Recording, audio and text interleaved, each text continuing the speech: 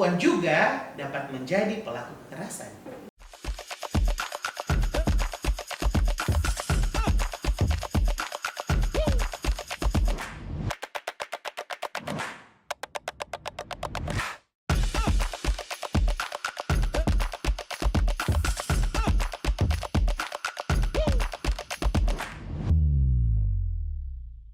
Halo people, senang sekali hari ini saya Jasinta kembali lagi dalam tayangan talk show bersama Duta Anti Kekerasan Provinsi Sulawesi Utara. Dan senang sekali hari ini Mayarupos kedatangan dua kakak-kakak luar biasa yang menginspirasi banyak anak muda di Sulawesi Utara. Ada Kak Edmondo Bawinto dan Kak Rafilia Loho. Iya, jadi teman-teman, Kak Edmondo dan Kak Rafilia adalah Duta Anti Kekerasan Provinsi Sulawesi Utara yang baru saja terpilih di tahun ini. Kak, boleh nih ceritain sedikit apa sih Duta Anti Kekerasan itu dan kapan terbentuknya? Jadi Duta Anti Kekerasan itu baru dilakukan di masa kami saat ini. Jadi kami merupakan duta pertama dalam pemilihan putra-putri Duta Anti Kekerasan terhadap perempuan dan anak. Nah, kemudian duta ini di bawah naungan DP3A, di mana kami dilatih untuk menjadi corong untuk dapat memberantas kekerasan yang terjadi pada perempuan dan anak. Mungkin Fili bisa menambahkannya. Oke, baik, terima kasih. Tambahan sedikit tentang Duta Anti Kekerasan, benar sekali yang sudah disampaikan Kak Edmondo, yang mana Duta Anti Kekerasan ini tuh baru terbentuk pada tahun ini dan kan angkatan pertama pada tahun ini, dan doa kami tahun-tahun selanjutnya akan ada Duta Anti Kekerasan. Karena kenapa? Karena kami akan menjadi agen-agen perubahan atau perpanjangan tangan untuk mencegah tindakan kekerasan yang terjadi terhadap perempuan dan anak yang ada di Sulawesi Utara gitu. Oke, nah people, jadi tadi adalah background singkat Duta Anti Kekerasan Provinsi Sulawesi Utara. Dan mungkin teman-teman people ini penasaran kesehariannya Kak Edmondo sama Kak Rafilia ini ngapain aja sih? Mungkin Fili dulu ya. Oke, jadi keseharian saya itu saat ini menjadi mahasiswa aktif Fakultas Hukum Universitas Samratulangi semester 5, baru selesai sih semester 5, masih OTW semester 6. Dan selain itu Fili juga sering menjadi pemateri-pemateri dan juga aktif dalam organisasi, baik itu organisasi internal kampus maupun eksternal kampus begitu. Oke, itu dari Kak Fili ya. Kalau dari Kak Mondo sendiri bagaimana kesehariannya, Kak? Ya, jadi saat ini saya baru selesai berkuliah di Universitas Negeri Manado, jurusan akuntansi. Dan samping saya selesai berkuliah, saya juga menggeluti life skill saya ya. Saya juga kebetulan mempunyai hobi menyanyi, dan juga saya juga freelance MC saat ini. Jadi mungkin untuk teman-teman yang mau cari MC dan penyanyi boleh hubungi nomor di bawah ini. Tidak ya, bercanda. Jadi itu aktivitas saya, dan saat ini masih juga aktif dalam organisasi-organisasi peduli terhadap remaja, di mana saya sudah gabung dengan Forum Peduli Remaja dari 2014 sampai saat ini. Kami terus menggaungkan program kerja yang kami lakukan untuk membantu anak-anak muda yang mengalami kesulitan ataupun masalah di dalam pergaulan. Di situ kami membuat adanya pendidik sebaya dan konselor sebaya, karena melihat keadaan saat ini di mana tentunya banyak sekali remaja yang lebih nyaman untuk berkomunikasi atau bercerita dengan teman sebaya. Jadi saat ini banyak remaja yang lebih memilih teman sebayanya ya, untuk curhat-curhat. Ya sama sih Kak, bisa kan begitu Kang? Iya. Nah Kak, kira-kira nih, tadi kita scroll sosial media terus lihat ada pop up 16 hari anti kekerasan. Ini apa nih 16 hari anti kekerasan? Iya, jadi 16 hari anti kekerasan itu memperingati 16 hari anti kekerasan terhadap perempuan. Nah, di mana ini dilaksanakan dari tanggal 25 November sampai 10 Desember. Nah, dari tanggal 25 itu ada memperingati hari-hari sampai pada puncaknya, yaitu tanggal 10 yaitu Hari Hak Asasi Manusia. Nah, iya. Dan di sini tentunya diharapkan 16 hari ini menjadi titik kampanye kami untuk menyuarakan mencegah terjadinya kekerasan terhadap perempuan dan juga anak. Mungkin ada tambahan dari Fili? Iya, benar sekali. Untuk 16 hari anti kekerasan ini kita membuat kegiatan. Nah, sebenarnya Duta Anti Kekerasan itu tuh dibuat dalam rangka memperingati juga 16 hari anti kekerasan. Jadi di situ seperti wadah kita lah ya. Bukan berarti hanya 16 hari kita menggaungkan stop kekerasan yang terjadi terhadap perempuan maupun anak. Tidak, tapi maksudnya itu kita dalam 16 hari anti kekerasan ini memaksimalkan atau mengoptimalisasikan bagaimana kita mengedukasikan kepada masyarakat tentang perlindungan perempuan, perlindungan anak yang sebenarnya masih banyak masyarakat yang belum mengetahui akan hal itu. Begitu. Oke, jadi itu dia 16 hari anti kekerasan. Nah, ngomong-ngomong soal anti kekerasan nih Kak, baru-baru ini dari yang saya ketahui baru saja ada kasus pembunuhan ibu dan anak. Nah, kira-kira dari Duta Anti Kekerasan sendiri, peran seperti apa sih yang seharusnya anak muda lakukan dalam menyikapi kasus-kasus seperti ini? Kira-kira dari Duta Anti Kekerasan ada langkah-langkah spesifiknya nggak? Ya tentunya ada ya, tetapi ketika saya melihat sosial media dan adanya berita seperti itu tentunya sangat disayangkan ya, mengambil satu keputusan yang kurang tepat dalam menghadapi satu masalah. Jadi penerapan fungsi keluarga di dalam kehidupan seseorang ingin berumah tangga tentunya itu sangat penting mempelajarinya. Nah, di mana kita melihat bahwa kejadian itu sangat-sangatlah miris ya, seorang ibu dan juga anak, perempuan dan juga anak, terus itu dipotong, itu sangat-sangat disayangkan. Tetapi langkah yang kami lakukan yaitu di mana kami langsung meneruskan kepada pihak terkait seperti Dinas DP3A Daerah Provinsi Sulawesi Utara, di dalamnya ada UPTD. Nah, dari situ mereka yang akan mengurus kembali masalah-masalah yang terjadi. Dan tentunya kami langsung melaporkan kasus tersebut kepada pihak terkait seperti Dinas DP3A Daerah Provinsi Sulawesi Utara, di mana di dalamnya itu ada UPTD. Mungkin Vili bisa menjelaskan UPTD itu apa? Oke, baik. Untuk UPTD itu sendiri sebenarnya kepanjangannya adalah Unit Pelaksana Teknis Daerah Perlindungan Perempuan dan Anak, yang selanjutnya itu pastinya disebut UPTD PPA. Itu memiliki tugas, kalau pakai bahasa yang sederhana, sebagai rumah singgah lah ya untuk para korban yang terjadi kekerasan, misalnya perempuan ataupun anak. Jadi di situ para korban itu mendapatkan perlindungan dan korban-korban di situ mendapatkan bantuan layanan hukum, layanan psikologi, sebagaimana yang kita ketahui bersama, jika misalnya ada terjadi kasus dan ada korban, pastinya korban itu akan mengalami trauma atau depresi. Jadi disitulah bantuan psikolog ada, begitupun dengan bantuan hukum, dan juga pastinya bukan hanya bantuan-bantuan yang seperti itu, tapi misalnya tetap ada bantuan makanan untuk para korban dan ada bantuan-bantuan lainnya yang disediakan oleh pemerintah pastinya gitu. Oke, nah Kak, kan saat ini nih seperti kakak-kakak semua, Kak Mondo, Kak Vili, ini statusnya kan masih remaja nih. Dan tidak jarang kasus-kasus saat ini, kasus-kasus kekerasan itu dilakukan oleh remaja sendiri. Dan ini tidak dapat kita pungkiri ya Kak. Kira-kira nih, bagaimana peran kakak-kakak sebagai duta anti kekerasan dalam menyikapi dan kemudian mengedukasi pelaku? Karena dalam hal ini korban saja tidak cukup untuk kita lindungi, tetapi butuh edukasi lebih banyak lagi kepada remaja-remaja lainnya dan mungkin pelaku. Kira-kira dari Duta Anti Kekerasan seperti apa? Oke, baik. Mungkin kalau dari kami Duta Anti Kekerasan, selain melakukan edukasi, selain melakukan sosialisasi terhadap remaja-remaja ataupun terhadap masyarakat yang ada, kami juga pastinya, kalau saya sendiri, memulai dari keluarga saya sendiri ataupun lingkungan pertemanan saya sendiri.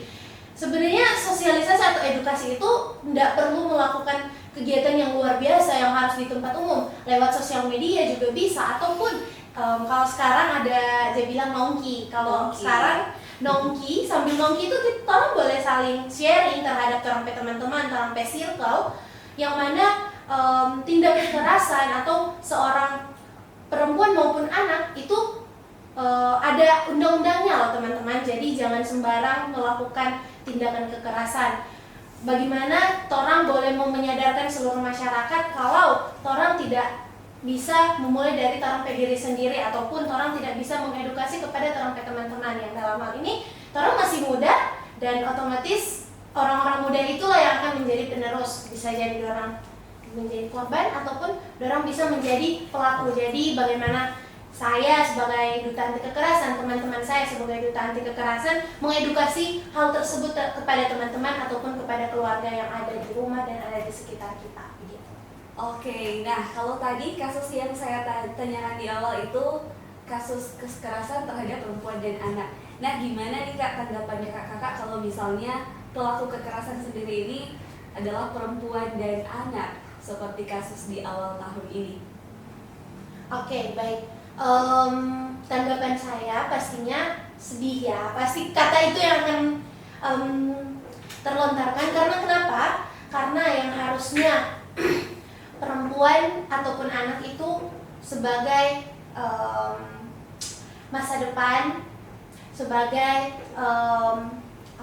hati di dunia ini begitu, biasa dibilang karena perempuan, tapi mereka menjadi seorang pelaku pasti mereka belum memiliki kesadaran tentang perlindungan perempuan maupun perlindungan anak. Otomatis ataupun mereka memiliki alasan-alasan tertentu, kita tidak tahu apa yang menjadi alasan mereka, tetapi hal tersebut sangat disayangkan karena sebenarnya boleh dicegah. Sebenarnya mereka memerlukan yang namanya edukasi terkait hal tersebut, tetapi karena mereka mungkin memiliki pengetahuan yang kurang tentang hal tersebut, mereka menjadi, kalau bahasa Manado dia bilang pandang enteng. Dorang pandang enteng, dorang bilang orang boleh melakukan ini apapun alasannya, misalnya terpancing karena bla bla bla bla bla, boleh orang bikin walaupun orang dilindungi, padahal itu salah sebenarnya. Walau mereka mungkin hanya memikirkan ya orang dilindungi jadi tak apa-apa orang nge-backing, padahal itu sangat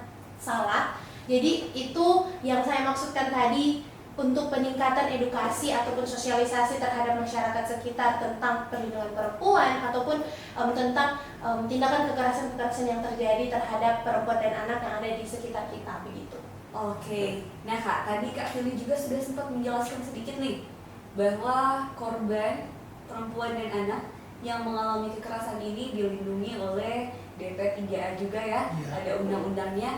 Dan bagaimana sih Kak kalau misal pelakunya ini perempuan, apakah ada seperti perlindungan atau perlakuan khusus dari DP3A? Ya terima kasih. Terlalu formal ya. Ya tentunya terima kasih untuk pertanyaannya. Nah, jadi kenapa perempuan ini disebut sebagai adanya undang-undang perlindungan perempuan dan anak? Mereka merupakan yang termasuk dalam kaum rentan ya, yang sering terjadi di lingkungan sekitar kita. Kebanyakan terjadi kekerasan itu kalau tidak perempuan ya anak. Tetapi bisa kita ketahui bersama, perempuan juga dapat menjadi pelaku kekerasan, baik verbal maupun non verbal. Anak juga bisa seperti itu. Contohnya perundungan yang sering dilakukan oleh orang lain. Nah, apalagi di Manado ini tidak bisa, di Sulawesi Utara khususnya, tidak bisa kita pungkiri bahwa mungkin beberapa anak merasa bahwa mengejek atau menghina orang lain itu merupakan hal yang disebut sebagai bahan candaan. Iya, benar sekali. Tetapi hal tersebut sudah termasuk dalam membuli atau perundungan. Nah, ini merupakan salah satu tindakan kekerasan anak. Dan perempuan dapat menjadi tindakan kekerasan itu seperti apa? Contoh, memukuli anak, menjatuhkan karakter laki-laki atau suami, itu sudah termasuk juga kekerasan. Contohnya, kalau biasa orang-orang Manado status di FB begini, ngana laki cuma tidur-tidur di rumah, jangan kelar SMA sedangkan kita S2, begitu. Kayak adanya adanya ketidakpahaman tentang juga ya, ini sudah masuk materi yang lain juga ya, tentang kesetaraan gender, di mana tentunya masyarakat sekarang harus memahami betapa pentingnya kesetaraan gender ini. Jadi sekali lagi kami tekankan bahwa perempuan dan anak juga dapat menjadi pelaku kekerasan. Nah, tentunya laki-laki juga bisa melaporkan begitu, bisa melaporkan kepada DP3A untuk dapat menangani kasus tersebut. Jadi untuk teman-teman di luar sana, perempuan, laki-laki maupun anak-anak yang mengalami tindakan kekerasan dapat melaporkan di UPTD terdekat ataupun DP3A dari masing-masing kabupaten, kota maupun provinsi, dan semua itu adalah sama. Laki-laki, perempuan, Kesetaraan gender juga itu penting. Setaranya. Ngomong-ngomong nih Kak, makin asik ya. Iya. bicara soal kesetaraan, apakah sekarang lagi viral nih, semakin banyak wanita independen dan berkurangnya laki-laki mapan. Nah, apakah ini bisa menjadi salah satu alasan terjadinya perempuan sebagai pelaku perundungan atau pelaku kekerasan? Apakah itu bisa menjadi faktor pemicu? Oke, baik. Sebenarnya saya sendiri terobsesi dengan independent woman. Independent Sebenarnya. woman. Tapi itu bisa juga menjadi salah satu faktor. Karena kenapa? Karena di situ wanita bisa merasa dirinya sudah paling atas. Kita paling atas. Kita kita lebih di atas daripada ini cowok. Jadi otomatis dia bisa melakukan tindakan perundungan ataupun dia bisa menjatuhkan seorang laki-laki. Nah, di situ kita bisa melihat terjadinya ketidaksetaraan gender begitu. Jadi itu boleh menjadi salah satu faktor di mana terkena misalnya perempuan yang menjadi pelaku tindak kekerasan, ya dalam hal ini perundungan lah ya biasanya begitu. Oke, wah jadi sebenarnya statement cewek independen dan berkurangnya pria mapan ini bisa ya menjadi pemicu. Iya. Karena naiknya harga diri perempuan Iya. dan turunnya harga diri Laki-laki. laki-laki. Oke. Nah, ini nih Kak, pertanyaan saya. Faktor apa sih yang melatar belakangi pelaku kekerasan yang paling sering saat ini? Ya mungkin saya dulu ya. Jadi yang pertama faktor itu disebabkan oleh yang pertama kurangnya memahami apa yang dimaksud dengan keluarga. Nah, kita harus cerita ini karena kasus kekerasan dalam rumah tangga itu sangat marak tentunya. Jadi kurangnya pemahaman apa yang harus kita persiapkan di dalam berkeluarga. Nah, tentunya di dalam berkeluarga ini banyak faktor ya yang mendukung, baik ekonomi, psikologi dan lain sebagainya. Dan maraknya pernikahan usia anak yang dapat menyebabkan kasus kekerasan dalam rumah tangga. Di sini tentunya sebagai anak muda yang menikah di usia muda atau usia masih bersekolah ya, usia dini, iya, itu tentunya sudah begitu banyak harapan atau cita-cita yang mungkin terputus. Ya, tidak bisa kita pungkiri di mana hal ini terjadi di lingkungan saya seperti itu. Dan ini menjadi contoh bagi saya ataupun teman-teman yang lain mungkin bisa mengambil apa yang menjadi hikmah dari kejadian-kejadian yang terjadi pada teman-teman kita. Nah, tentunya ada juga faktor lain yaitu kurang pahamnya mengenai bagaimana penting untuk dapat menjaga perasaan orang lain atau itu biasa orang lain katakan itu sifat yang arogan begitu. Ingin terlihat jago, ingin terlihat paling wow, tapi dengan cara untuk apa? Menjatuhkan orang lain, merasa diri paling hebat. Nah, hal-hal tersebut adalah hal-hal yang sebenarnya yang memancing seseorang untuk dapat melakukan tindakan kekerasan. Oke, baik. Tadi Kak Mando sudah bilang beberapa faktor penyebab terjadinya tindak kekerasan, dan mungkin Philip boleh tambahkan sedikit beberapa faktor yang terjadi itu, misalnya ketergantungan perempuan terhadap laki-laki, misalnya perempuan yang mengatakan kita tidak bisa apa-apa tanpa ini laki-laki, padahal itu sangat salah guys. Kita mau bilang ke teman-teman semua, apalagi untuk anak muda ya pastinya.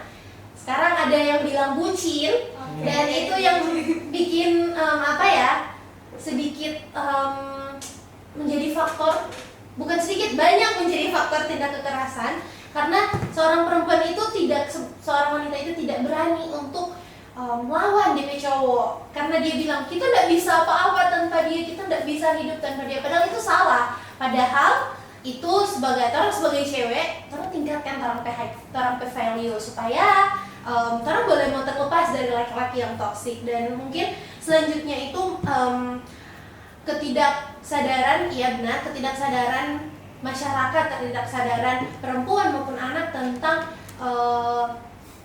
tindakan kekerasan yang terjadi seperti yang sudah dibilang di awal-awal tadi, yang mana masih banyak sekali masyarakat, masih banyak sekali anak maupun perempuan yang belum sadar, belum tahu sebenarnya orang ini dilindungi. Ada kan yang takut untuk melaporkan, padahal dia langsung menjadi korban. Padahal itu kembali lagi mereka dilindungi oleh negara, oleh undang-undang, dan pastinya keselamatan mereka terjamin. Begitu, itu beberapa faktor yang boleh orang sampaikan. Terima kasih.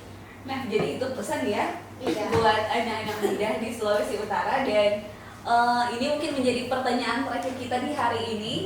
Boleh nggak nih Kak spill apa sih kegiatan program rencana kerja dari Duta Anti Kekerasan Provinsi Sulawesi Utara ini selama tahun menjabat?